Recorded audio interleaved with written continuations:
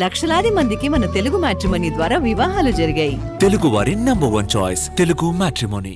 థియేటర్ల బంద్ అంశంపై deputy CM Pawan Kalyan సంధించిన విమర్శలు సినీ ఇండస్ట్రీని బలంగానే తాకాయి. దీంతో ప్రెస్ మీట్ పెట్టి మొన్న అల్లు అరవింద్ క్లారిటీ ఇవ్వగా నిన్న దిల్ రాజు వివరణ ఇచ్చారు. సినీ పరిశ్రమపై పవన్ కళ్యాణ్ వ్యాఖ్యలతో అలర్ట్ అయిన టాలీవుడ్ టాప్ ప్రొడ్యూసర్స్ ఒక్కొక్కరిగా రియాక్ట్ అవుతున్నారు.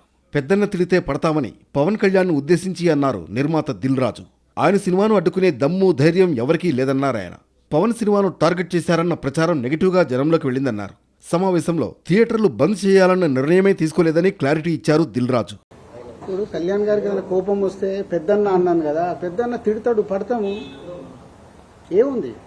వాళ్ళ హర్ట్ అయ్యారు కళ్యాణ్ గారు, హర్ట్ అవుతే మమ్మల్ని తిట్టే అధికారం వరకు ఉంది కదా. కళ్యాణ్ గారి గురించి నేను 22 ఏళ్ల నుంచి చూస్తున్నాను. ఆయన కోపం వచ్చినప్పుడు ఆయన కోపపడేలాగా ఎపిసోడ్ జరిగింది, కానీ వారి సినిమానే టార్గెట్ చేశారనేది ఒక నెగిటివ్గా వారి దగ్గరికి వెళ్ళింది. అది కాదు ఇది ఇక్కడ జరిగింది.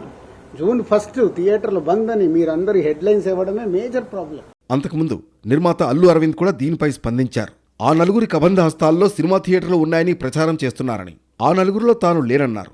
పవన్ మాట్లాడిన దాంట్లో 100% నిజముందని చెప్పుకొచ్చారు అల్లు అరవింద్.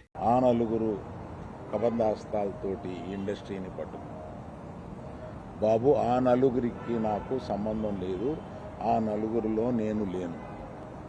ఆ నలుగురు వ్యాపారంలో నేను బయటకు వచ్చా, నేను లేను. పవన్ కళ్యాణ్ సినిమా రిలీజ్గా రాబోతుండగా మేము సినిమాను మోస్తాము అనేది దుస్సాహసం చేయకూడదు.